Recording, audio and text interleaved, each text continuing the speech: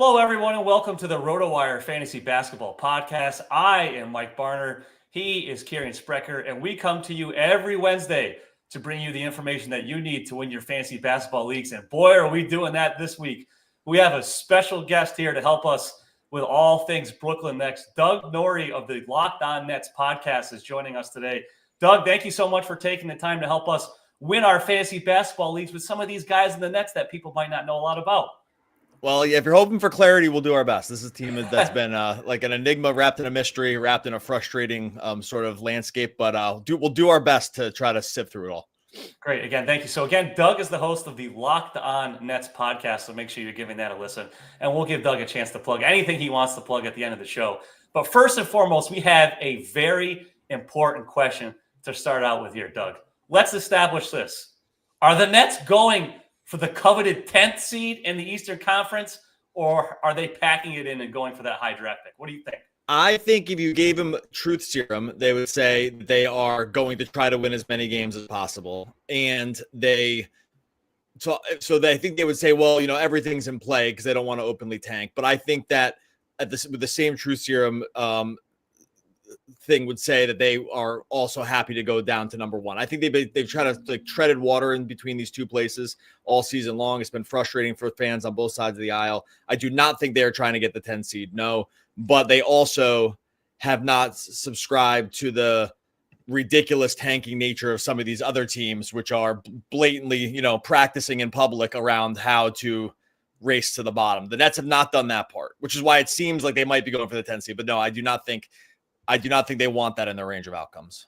Well, I think the last 5 days kind of changed things dramatically too, because the Bulls won 3 games in a row. And Kirien and I had said, all it takes is one of these teams in the bottom to win just 2 games in a row, and they can distance themselves quite a bit because none of these teams can win multiple games in a row. And then the Nets are now tied with the Raptors too.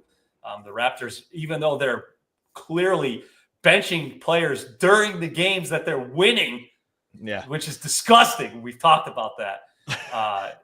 It's gross. It should be I think banned. the Nets do not. The Nets don't want to do that. They clearly don't want to do that thing, which is like sit Scotty Barnes and IQ at the end of a game and just say, we're trying to lose this. The Nets, they for sure are in game.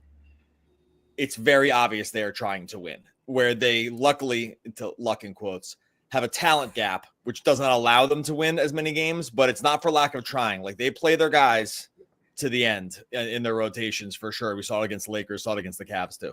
Yeah, I think what you're saying is there's like a difference between the organization and the coach and the players. Like yeah, exactly. Like a lot of tanking teams, the organization saying, let's go for this 1 seed, and the players on the court are like, we still have contracts to play for. We still have incentives to play for.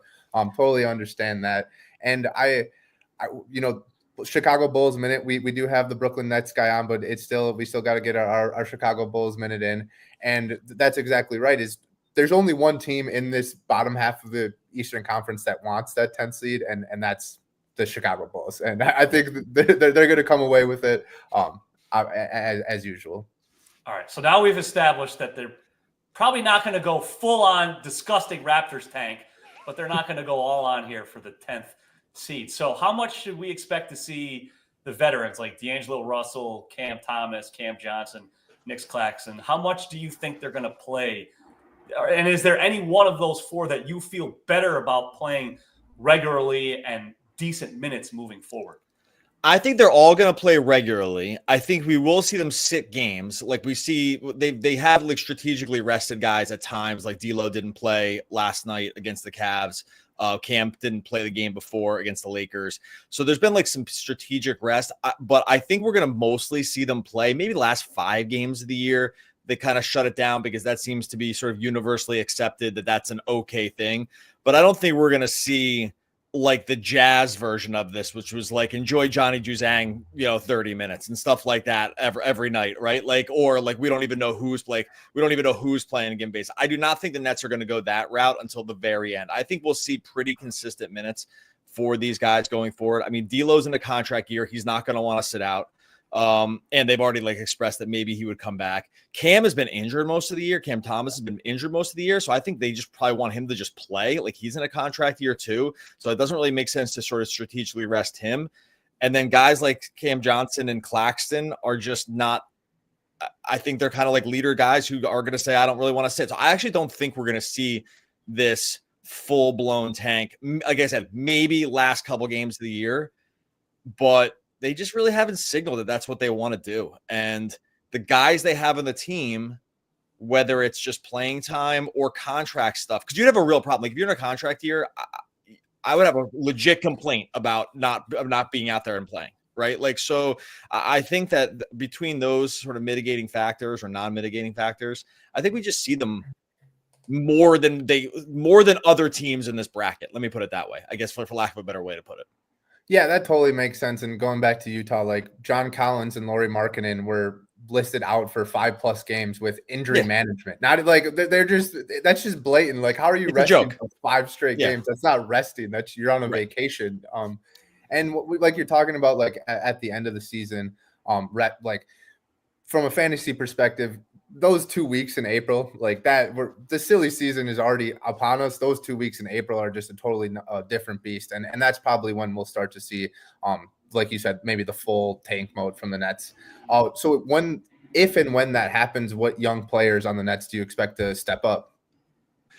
I think we'll see a lot more Noah Clowney, who's had a pretty disappointing year from just an injury standpoint. But he's young enough that they really need to get him reps now too. And so he missed so much time because of injury. And like he was, I mean, in terms of draft capital, he's one of the higher guys they have. They haven't drafted very high for years and years, but he was the guy they took in the 20s and been really high on him. He's super young too. So he really needs time. I mean, his game really shifted this year. It's like he's got some really weird stats. Like I know you guys are this is a fantasy podcast, and fantasy wise, he's been very different, I think, than people thought he was going to be. He profiles like as a shooting guard more than an actual like a 4 or 5 kind of guy, just from a shot diet standpoint. So I think we see a lot more Clowney. It's funny that the Nets don't have for a team that stinks, they've drafted so little in the last few years. It's not like they have this sort of bevy of young talent that they're just, working their way up through, just getting them better and sort of getting them, moving them station to station along their career. So I think there's Clowney, maybe Dariq Whitehead. I think we'll talk about him later, maybe see him a little bit more, but it's not like they have this young stable of guys. This is why that puts them in a really weird spot. This is actually why it's a little hard for them to tank, is because they kind of have more veterans than they probably want at this point. But so I think it's mostly just long story long here. I think it's Clowney we see a lot more of, maybe a little more Tyrese Martin, not like that. That's like overly exciting. Maybe a little Jalen Wilson, also not very exciting. And then guys they have to make decisions on, like Trendon Watford and Keon Johnson and guys like this. So the list of names is not a super sort of like who's who of exciting up and coming guys, but that's just kind of like speaks to the weirdness of the Nets season this year. So we're lucky to be joined here by Doug Norrie of the Locked On Nets podcast. We've got some more questions for Doug, but before we do that, a word from our good friends at Edge Boost. Have you ever had your debit card declined or had to call your bank at 3 a.m. in Vegas? Edge Boost is the first consumer-facing online bank dedicated to the gaming industry. There are numerous benefits to using Edge Boost. $250,000 per day in debit deposits, unlimited withdrawals, cash back on sports betting, DFS, and sweeps. Deposit $25, get $25. 100% approval for all gaming activity. Financial segmentation for discretion and responsible gaming. It is compatible today for prediction markets, iCasino, DFS, sports betting, lottery, brick and mortar casinos, horse racing, and sweeps. No transaction reviews or account freezes. Visit edgeboost.bet today and use promo code ROTOPOD. That's promo code ROTOPOD. Okay, Doug, now we've talked about the veterans this season. We talked about the young guys that might play more. Let's shift our focus a little bit to what to expect moving beyond this season with the Nets. Do you think they will trade Cam Johnson during the offseason? He was very popular in the rumors leading up to the trade deadline this year. He wasn't moved. What do you think happens to him this summer? Yeah, so I don't think I was always skeptical that they would trade him this year. I thought, we said this, and I think I'm on record enough that's saying this, I want to believe that I am, that we thought that they would not, that I always lean to probably not trading him more than trading him, right? Because for a couple, and this will lead into my answer for the summer, but I've always thought, one, they valued him really high. Marks has had unreasonable sort of like demands around guys that he has in the trade market. There are times where that works out really well, like Kevin Durant and Mikal Bridges, where it's like, oh my God, they extracted every possible thing and more. So it makes sense why he would sort of maintain that level of just like value around his own guys. It screwed him in other times where they haven't traded dudes. They clearly should have, like Seth Curry and Joe Harris at times when it was like, hey, they got nothing for them and maybe something could have been had. So long story short, I didn't think that they would trade him this year because one, I thought they valued him too high. And two, his contract was such that another team was going to have to match the money and send some like young players and draft picks. And I was just like, what team's going to want to do that? Right. Like what team's going to want to have to match this money with some other, $20-ish million contract and then send along a young player and then send along a draft pick for maybe like if you're sending him OKC, he wouldn't even start. Right. So it's like, how can you even do that transaction if you're some of these teams on an optics level? And so I never really thought it would happen during the season. And I just like, don't really see it happening. I think they really like him.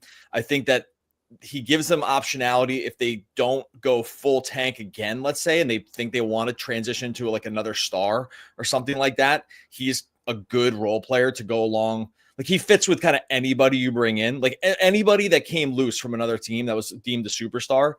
Cam Johnson fits with that guy, right? Like Giannis, whoever it is, guy who can space, who can shoot the lights out of the ball, and just kind of play multi positions.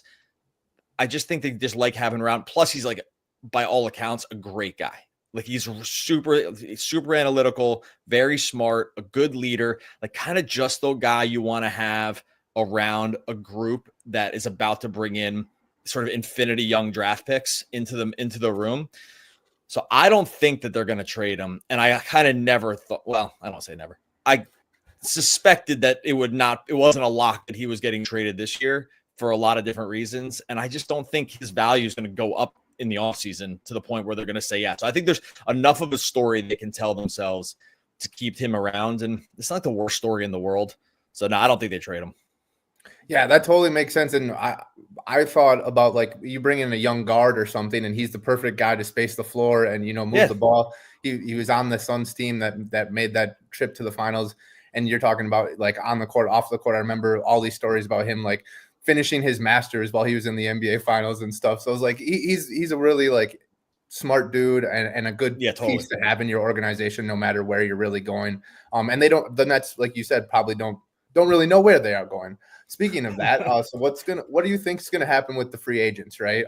We got the unrestricted free agents. You mentioned D'Lo, DeAnthony Melton didn't play at all this year. Watford, you got any leads on that? Then there's the restricted free agents like Zaire, Cam Thomas, Sharp, Reese Beekman.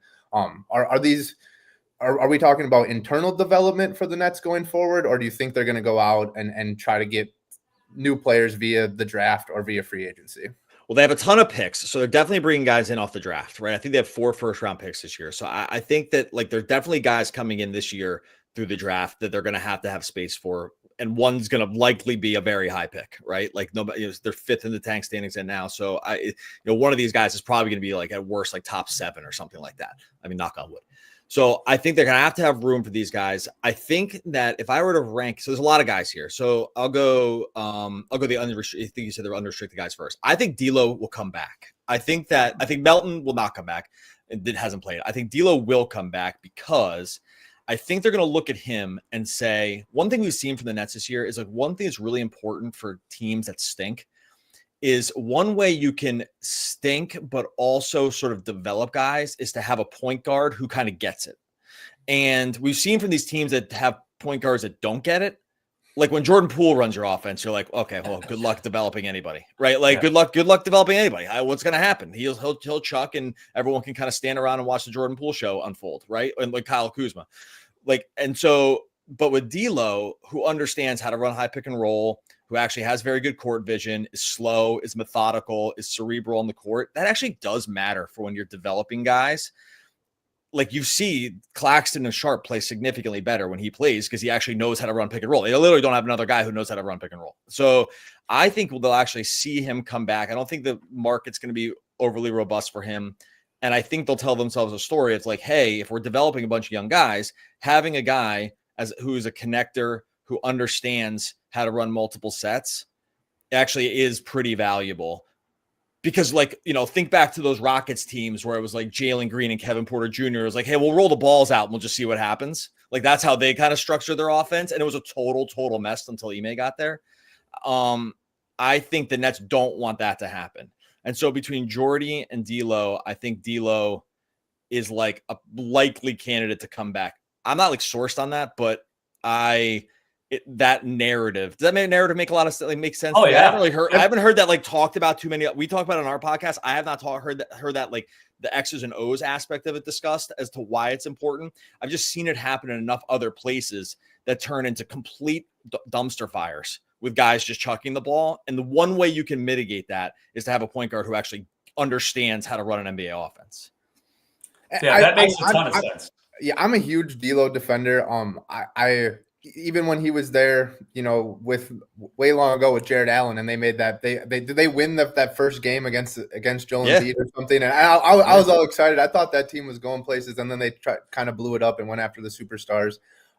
But you're exactly right. D'Lo is a point guard that knows how to play pick and roll, if nothing else, right? So you can talk about his shooting struggles. You can talk about whatever happens when he's teamed up with LeBron, whatever. He can run a pick and roll offense in the NBA at a very high level, and he can help develop those guys. Huge D'Lo defender. Glad to hear you say that. From a fantasy perspective, there'll be hit and misses, but obviously can provide a lot of production when that does happen. You talked about the draft picks. Is there anybody in the draft that you're like super high on in that, after obviously the top three guys that are pretty consensus in Flag and Bailey?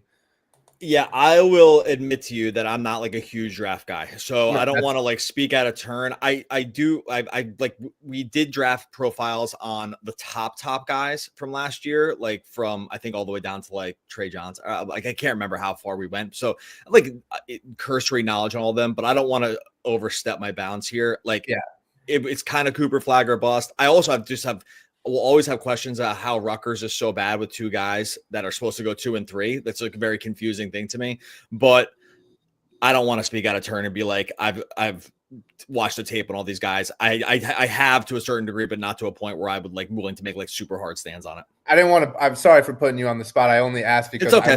I looked at a mock draft last night before bed, just going through, and I was like, I know half of these names. Like, I should to be fair, last year, because when you're dying for Nets content and you're sitting last summer, it's like, well, they're over under 17 wins. So like, what the hell are we going to talk about all year? Like, we did film breakdowns of, I think, like the top 15 or 20 guys. So there were guys that we liked more than others. It's just during the season, it's very difficult to like keep up to see if my like that board for myself would have changed. It usually changes once it's like, believe me, when you're doing Nets content, you got the whole playoffs to roll through this. Like, because the day the season ends is the day you can start your draft cover. So I was like, I knew we'd never be short on time to be able to go through all this stuff. It's just like in season, it gets a little tougher to do it.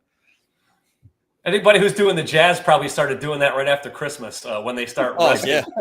23-year-old Walker Kessler is out for rest.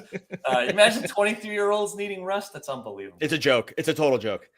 How many of these guys on this current roster do you see on the roster like 2 to 3 years from now? Like, is there anyone other than like maybe Cam Johnson and Cam Thomas and maybe Nic Claxton because he has the contract? Well, so it's so funny because like you had the list of guys before, and I started with D'Lo, but then we didn't even get to Cam Thomas. Like, Cam Thomas is a very confusing guy. Like, I've done the Nets stuff for like I think 5 or 6 years now. I think there's been no clarity on him. It's been like whatever 4 years or something like that for him. It's been the same story since day one. Is you don't know how the heck the team thinks about him. Like, you just don't know. There's no way to know. And people that love Cam Thomas love him, and people that think he's, all stats, no substance. No one's mind has ever been changed on him. This season has not lent any clarity to it. And what adds additional non-clarity is that they have never signaled if they want to re-sign him or not, right? Or like so they're going to get him all the way to free agency here. Restricted. I think what they'll end up doing is they'll end up just like matching him on something. Like, they're going to go out and say, go let the market tell you what it is, and we'll match it or something. And that'll be the story. But I don't feel super bullish that he's on the team in 4 years. Although I think if I had to make a bet, like flip a coin, I would say that he is. But there's been never any. It's just never like been totally clear, like how if they like him or not. They sat him forever. He didn't even start the beginning of last year. He was not in the starting lineup last year. Like to begin the season, it took like 14 games or something like that to get him into the starting lineup. So it's even sort of relatively new for him to even be in this position. I just think that they are a little confused about it. He's not like D'Lo. He is not a floor raiser around players around him. Like he is just has the skills that he can do, and that's what he can do. They've been more there's clearly a narrative push now to get him to pass more. Like Jordi Fernandez basically came out and said it. He's tried to do it. To his credit, it has not gone perfectly, but he has tried. So I'm not like crazy bullish that he's going to the team, and I think he will. I just think he's just the most. I mean, what do you guys think? You guys see it from the outside, like Cam Thomas. Like he's the most confused. He's one of the most confusing guys. Doesn't know how the league views him or even how the team views him. It's very confusing. We want him to stay on the net simply because they need somebody who can score. If he goes to a contending team, he's the sixth man off the bench, and his fantasy value takes a pretty big hit. So I hope that the Nets do like him and keep him for a while, because at least we could get at least one, if not two more seasons of him being an elite scoring option for fantasy if he stays on the Nets. Yeah, I would love for him to stay on the Nets. If he goes to a contender, I would assume that he would be like in the Malik Monk 6-man type role before obviously Monk's in like the starting lineup now. And I just don't know if he can be efficient enough in that role. I think he's talented enough to do anything. But I think in his heart, he wants to shoot 30 times a game, and he's going to take the contract that allows him to do that. It was really funny last game against the Cavs. It was last night. I won't record this. His first like 6 possessions, he just passed. And two of them were for sure in spots where he's always taken a shot. Probably should have shot. Like I was like, wow, he passed that. I can't even believe it. So it was very clear that he got some kind of memo that was like, hey, you need to pass. Like you need to set guys up. We need to run some pick and roll here. We need to you have to have some court vision. The most of the passes went like not exactly as planned, but it was very obvious. It was very obvious that he was either instructed like overtly you have to pass, or like old Hoosier style, like it has got to pass 4 times before you shoot, or he just does want to get better at. So credit to him, like he did do that. And then he shot every time after that, and he was super efficient though. So it's like a weird thing. I think that I think he knows it. They want it. They need to see it. He's gonna spend the last few games of the season trying to be this guy who can facilitate a little bit more. Not sure it's all the way in his range of outcomes to be able to do it efficiently, but at least he's trying. Like I think it was very obvious that he was trying. And I try to say anything about Cam Thomas on Twitter or someplace like that. He's got a bevy of fans that think he is, it's Giannis, then Jokic, then him, or something like that in the rankings of like how great players are, or like Shea than him. So anyway, he's a very hard guy to talk about. So you're talking about Jordi trying to get Cam Thomas to change his games. What are the vibes around Jordi during year one? Obviously, like you said, the organization probably wants this to be a tank season after the way it started. But they were kind of spunky, went on some winning streaks throughout the season. What are the vibes? Or is this the beginning of something big, or just kind of still middle? Like the Bulls are stuck in. He's great. No, he's great. Like they nailed it. They nailed the coach, like for sure. And he's probably the reason he's the reason most people will cite the reason they can't tank is because he's raised the floor so much on what they're able to do. And he is and that they don't really want to take the rein. Like they don't want to pull the reins back on him really, because I think they went into the season of being like, hey, we have so little talent that no matter what these guys do, we're just going to lose. I actually think, but that's how we felt. I was like, these guys got to bet the under all the way. How are they going to score? I said this all year. How are they going to score? Cam Thomas gets hurt. They won't be able to score. And which has been true. The difference is they play really pretty tough defense.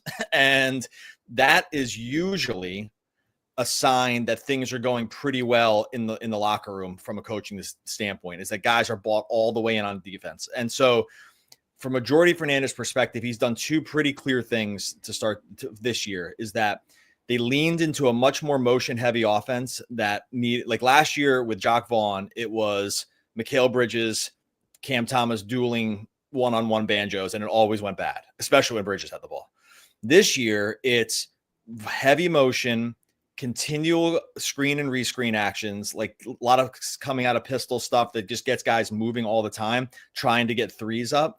So they've gone to that way where they're not like overly reliant on like one guy being able to beat someone off the dribble, because they don't really have anyone that can do that. So they need to sort of manufacture shots any way other possible. Then the other thing they've done is they've instilled a defensive system where like everybody is 100% bought in, and they really work very hard on defense.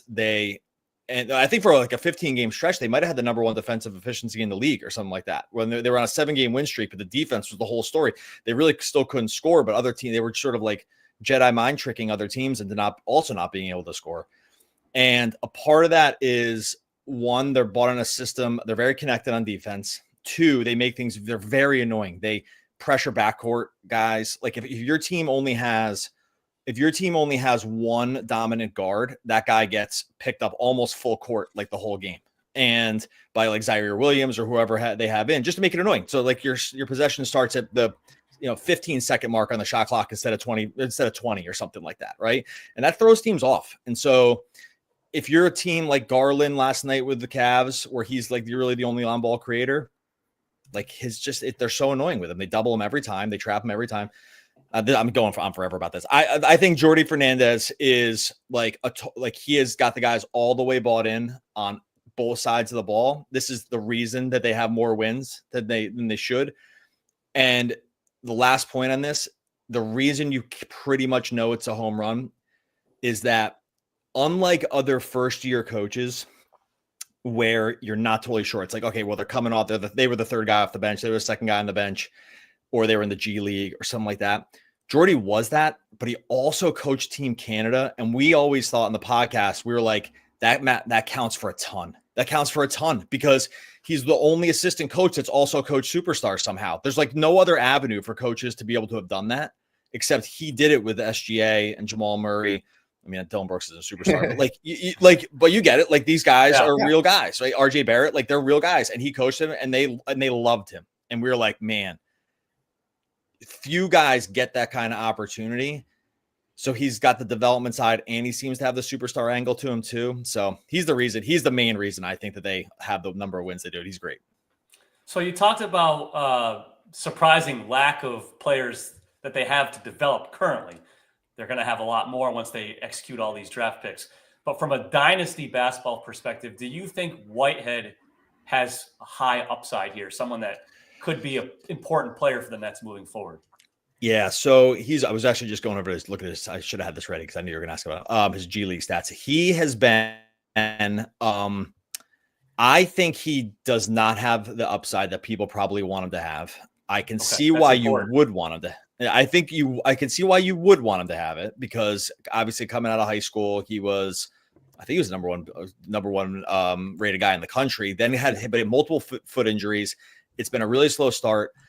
He's had a couple sort of like flashing things in the NBA, but really not much. I think the G League stats were just starting to improve in terms of the efficiency.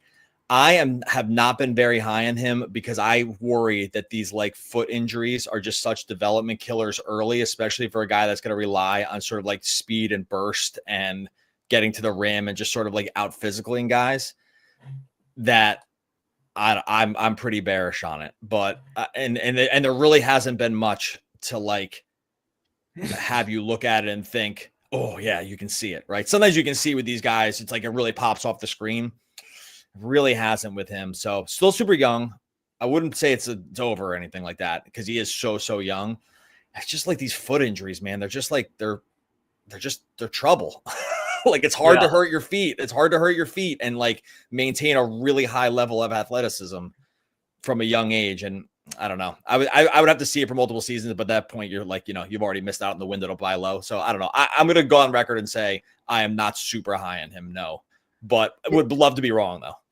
Yeah, I mean, we've all followed the NBA for a very long time. 20 years old is still really young, but if he was if he was in this draft class, he would be, an older statesman at 20, right? So like, and with how his first 2 years have gone with injuries, he really is a rookie going into year three. And so he's kind of behind the eight ball. And I think that injury, or the multiple injuries obviously derailed his development. The last question we have for you, Doug, appreciate you coming on and answering all of the questions and, channeling my D'Lo and Jordi Fernandez love, having an expert, second my opinions. So we want to finish with Nic Claxton. Obviously, I feel like he's probably one of the most important players from a fantasy perspective on the Nets. He's still only 25. He's had a career best season a couple of years ago. The production kind of hasn't been the same since. Is there another step forward here for Claxton, or are we just kind of hoping maybe he gets back to that 2022-23 production? What are your thoughts on Claxton moving forward is basically the question. It's been rough, man. It's been bad. I don't really know another word. He's not been good. He has not taken a step forward. I mean, for sure. That's not even a hot take. This contract, I think, looks not amazing at this point. He made really no strides offensively. Everyone's big hope with him was always going to be he'll be sort of like this offensive mini hub because he can kind of dribble. He can get out in the open court a little bit. You can run some DHO stuff with him. He's kind of small, so he's not a great screener, but maybe he's so athletic that he could turn the corner on some of these big guys. And it's just never happened. He hasn't really ended up spacing the court. His touch around the rim is okay, but he has some pretty damning stats this year that are alarming, I would say, around how bad it's been with him on the court. I'm pretty sure. Well, for a while, I can't imagine this has changed. For a while, he had one of the worst net ratings in the whole league. And the only guys that were worse for him were all on the Wizards. It was all Wizards guys. And it was all Wizards guys and him. And it was really bad. And so, again, net rating doesn't tell the whole story because there's lots of other things that happen, except not a lot of his other teammates were there with him, right? It's just when he's on the court, they're getting brutalized defensively. And he's not bringing enough offensively to really make up the difference. So I'm of the mind that his stock is for sure not rising. Maybe it's holding, and it's he just kind of is what he is, and they needed to spend the money anyway, and kind of whatever. And I think there's situations that would really help him. For instance, if he had been traded to the Lakers instead of Mark Williams, I think that would have been amazing for the Lakers, right? That would have been sick, right? They was just kind of exactly what they would have needed. Could have defensively anchored some pieces, been athletic enough, and maybe they still get beat up on the inside by some of the big guys, but mostly everything else is great, and he's athletic enough to work with LeBron and Luka especially. But it's just really been bad. They've lost his mitts in an alarming way this whole year. And you combine that with he just has had moments of I would just call it sheer stupidity around flagrant fouls, doing dumb stuff that I'm only calling the action stupid. I don't think he's a stupid guy. But it's clear, when you take Dyson Daniels' head off or get into a skirmish or, pick up a chair and almost throw it onto the court. These are not things that should be happening. So I don't know. Moves. I don't think that. Yeah. What's that? Bonehead moves. Oh, complete bonehead moves. Complete bonehead stuff. And it's okay, well, if you're Draymond and you're winning championships, maybe we can let it go. When when you've won 14 games or 20 games and your team's headed for it's okay, maybe we don't need to keep getting flagrant fouls called on us, right? And so I just think there's enough of that stuff combined with the statistical piece that just hasn't been amazing that I just don't see it getting way better. But that's me. Man, I don't know. Do you guys see it differently? It hasn't been great. Well, you talked about the defense improving, and I think he's still a big part of that. Maybe, maybe you're more locked on than I am. But I don't think the offensive production is ever really going to come there. And I think there were hopes that he could be a Domantas Sabonis light type of thing where he had the dribble handoff and he attacked the rim and that sort of stuff. But I don't see that happening anymore. He played guard in college. There was at NC State, I'm pretty sure he was a guard. And so, or he was a guard combo kind of guy, and he was athletic enough to kind of just do it. And once in a blue moon, he'll take a corner three, and he just doesn't The vision isn't amazing out of the short roll. Like, it's just like not enough. It's just not enough for what he's getting paid for. I do think the defense is still fine, pretty much. Like in a switch everything scheme, he's a really good guy to have around. He's super athletic and can guard up to ones. So I think that like it's still fine to have him around. But in terms of like value increasing, no, that has not happened.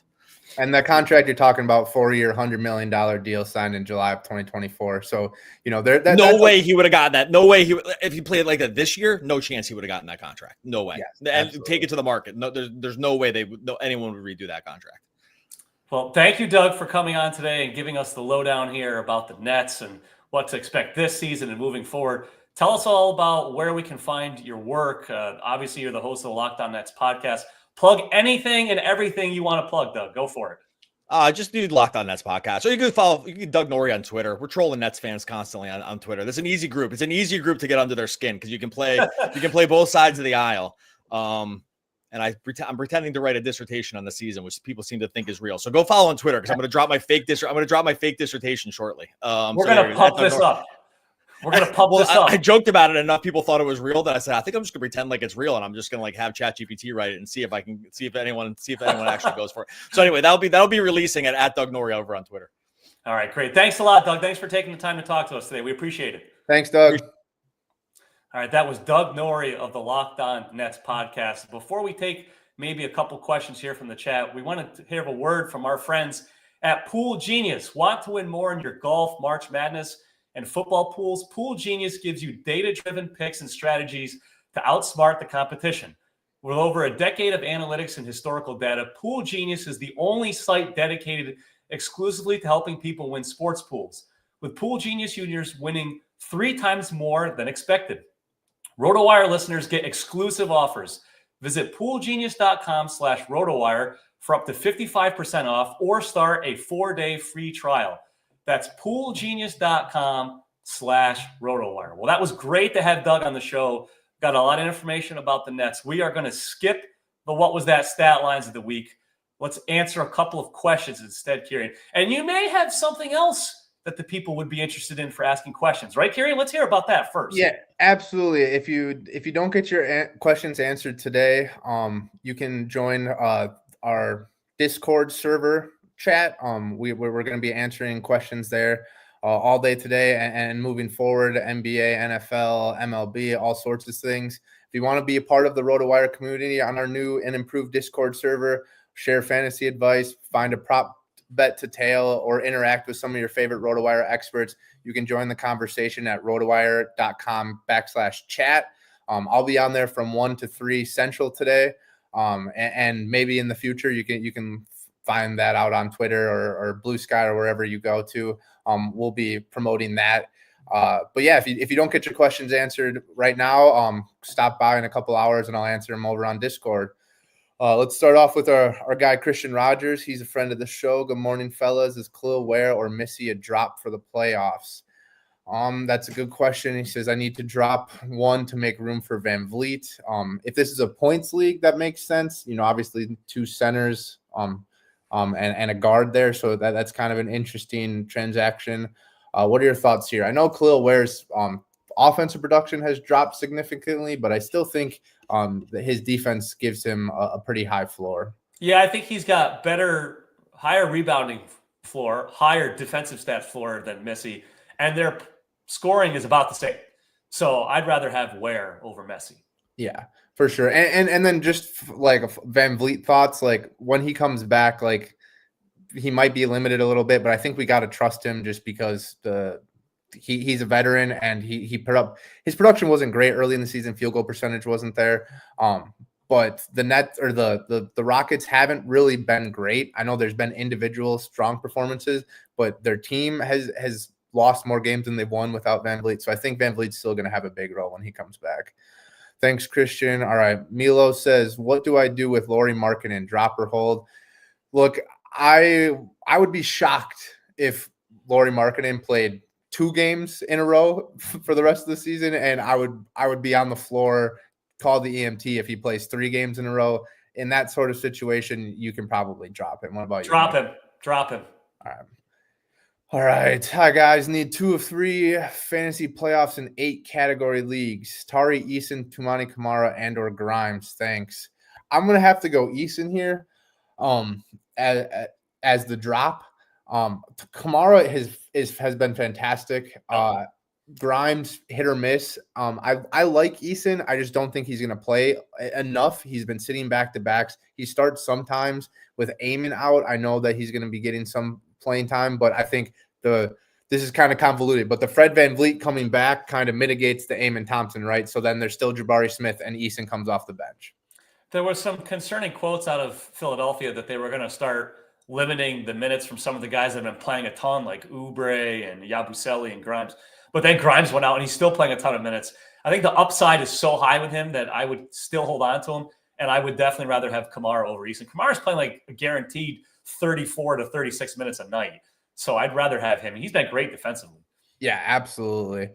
Would you drop YOLO places? Would you drop 1 or 2 of McDaniels, Scoot, Asar, Kamara, Ware, Klingon, Vassell for streaming slots, or hold for now? It's a good question. I think Scoot is probably a guy that can be like replaced by a streaming option because his production is pretty streamy-esque anyways. Yeah. The rest of the guys, McDaniels maybe the other one. I think Asar, Kamara, Ware, Klingon, and Vassell are holds for me. What about you? Yeah, I think the McDaniels one is going to be once Gobert is back and fully back. Yeah, he's going to take a hit. So him and then maybe Scoot for me would be the two. Yeah, and you said McDaniels isn't playing really well, but I do expect Gobert coming back. That moves everybody down a slot. We got one more. Anthony Fox is scaring me, dear God. Should I hold on to the Bulls assets? Herder, Trey, Matas. Definitely Buzelis. I think he's gonna be full go. Look, the Bulls are in the play-in tournament and they aren't going anywhere, and everybody is happy about it except for all of the Bulls fans. Am I wrong to say that? Like, the Bulls are right where they want to be from an organizational. They're gonna get a playoff game. Look at our guy Anthony here. He's making sure that we squeak in a Bulls minute underneath the radar. Anthony, you are the man. Herder, I would be fine getting rid of. The Giddey injury is going to be something to keep an eye on here. He left the arena in a walking boot. The players were saying, we asked Josh how he's feeling. He said, I'm cool. I'll be good. Well, guys say a lot of things right after the game, and then it ends up being something where they miss time. I mean, the Bulls will probably push him to play if he can because they want – I mean, the Magic and the Heat have been so bad. It would not be a surprise if the Bulls got that 9th seed. And Reinsdorf wants the home game in the play-in tournament. So, but I think Trey Jones has been great. I think they really like him. And I think he's going to play. It sounds like Lonzo Ball might not be back. I mean, his wrist is a problem. They're not officially shutting him down for the season, but he's not coming back anytime soon. So I would hang on to Trey Jones and Buzelis, and I would let Herder go. That works out for me. All right. Well, thank you, everyone, for listening to today's episode of the RotoWire Fantasy Basketball Podcast. And thank you again to Doug Norrie of the Locked On Nets podcast. Make sure you go give him a follow at Doug Norrie on Twitter, X, whatever you want to call it. Doug is a great source for information on the Nets. And we need to know about the Nets for tanking season, for silly season, and for our fantasy dynasty league. So again, this was today's episode of the RotoWire Fantasy Basketball Podcast. And until next Wednesday, may your fantasy squad stay healthy, and hopefully you get even closer to bringing home that fantasy basketball championship. Good luck with silly season, everybody. Have a good one.